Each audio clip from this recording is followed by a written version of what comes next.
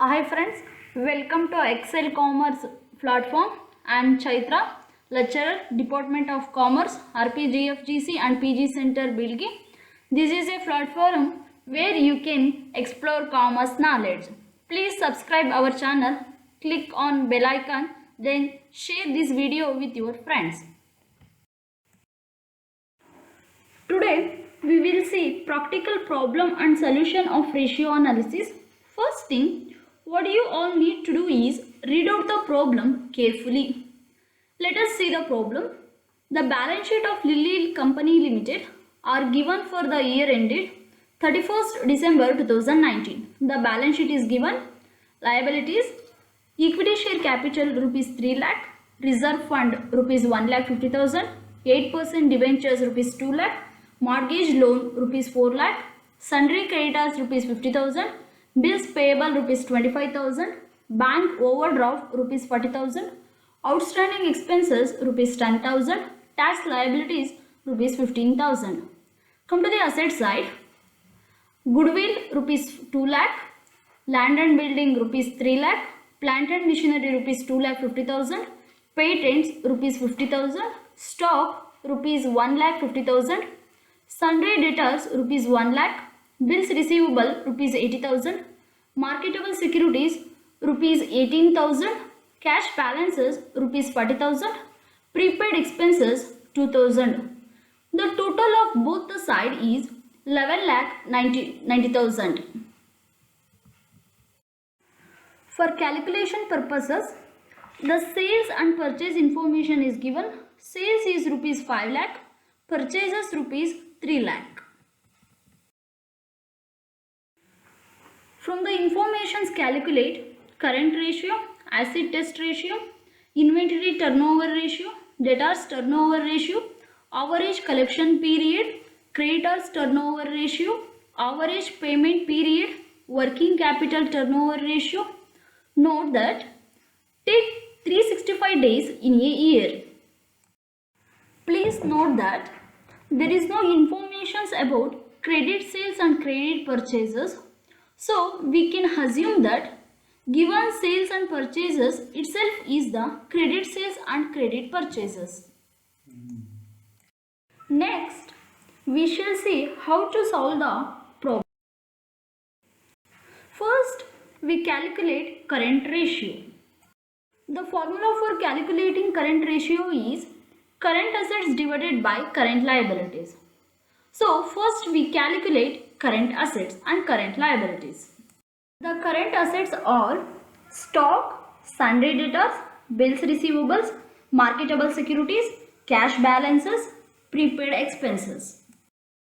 The total of all these is rupees 3,90,000. Next we calculate current liabilities. Current liabilities are sundry creditors, bills payable, bank overdraft, outstanding expenses and tax liabilities. The total of all these items is rupees 1,40,000. Then apply the current ratio formula. The current ratio is 2.7857:1. The next ratio is acid test ratio. This ratio is also known as liquid ratio. Here the liquid assets means all current assets excluding stock and prepaid expenses. In simple sense, liquid assets which can be readily converted into cash. Now we can calculate liquid assets. We know total current assets, that is 3,90,000 minus 1,52,000 equals 2,38,000. This is liquid assets. Or in other way, we can calculate by simply adding all current assets except stock and prepaid expenses. Then acid test ratio equals liquid assets divided by current liabilities. Liquid assets is rupees 2,38,000 divided by current liabilities, that is 1,40,000. Acid test ratio is 1.7. Next, we will calculate inventory turnover ratio. In this problem, we don't have cost of goods sold. Hence, sales is taken for calculation. And also, we have closing stock in the problem. In the absence of opening stock, we take itself as average inventory. Then, inventory turnover ratio equals sales divided by average inventory.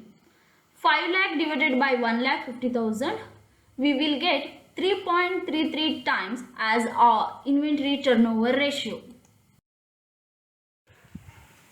Next ratio is debtors turnover ratio. For calculating this ratio, we need credit sales and average trade debtors. As we know, trade debtors include debtors as well as bills receivables. We don't have opening balance of debtors and bills receivables, so closing balance are treated as average trade debtors. Therefore, debtors turnover ratio equals annual credit sales divided by average trade debtors. Annual credit sales is rupees 5 lakh. Average trade debtors is rupees 1,80,000. Debtors turnover ratio equals 2.77 times. Let us take average collection period. We have different formula for calculating average collection period. I am using here very simple and easy memorable formula, that is average collections period equals number of working days in a year divided by debtors turnover ratio.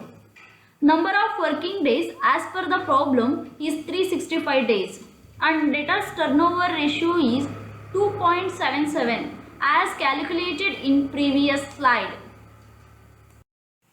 Hence we will get 131.40, making round up 131 days.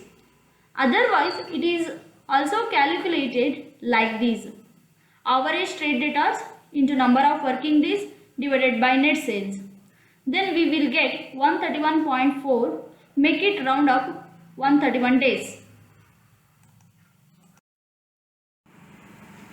Next ratio is creditors turnover ratio. For calculating this ratio, we need credit purchases and average trade creditors. As we know, trade creditors include creditors as well as bills payable. We don't have opening balance of creditors and bills payable, so closing balance are treated as average trade creditors. Then creditors turnover ratio equals annual credit purchases divided by average trade creditors. Annual credit purchases is rupees 3 lakh. Average trade debtors is rupees 75,000. Creditors turnover ratio is 4 times. Let us take average payment period. We have different formula for calculating average payment period. I am using here very simple and easy memorable formula, that is average payment period equals number of working days in a year divided by creditors turnover ratio. Number of working days as per the problem is 365 days and creditors turnover ratio is 4 times as calculated in previous slide. Hence, we will get 91.25, making it round up 91 days. Or otherwise, it is calculated like this: average payment period equals average trade creditors into number of working days divided by credit purchases. So, average payment period is 91 days.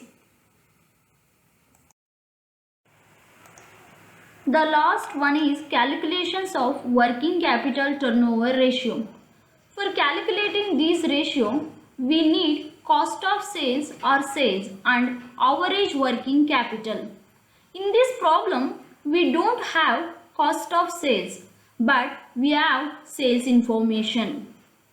You know that working capital is difference between current assets and current liabilities. Current assets is rupees 3,90,000. Current liabilities is rupees 1,40,000. The working capital is 2,50,000. Then working capital turnover ratio equals cost of sales or sales divided by average working capital. The sales is 5 lakh rupees and average working capital is rupees 2,50,000. Working capital turnover ratio is 2 times. I hope this video helps you to understand various ratios. We will come up with the further videos. Thank you for watching.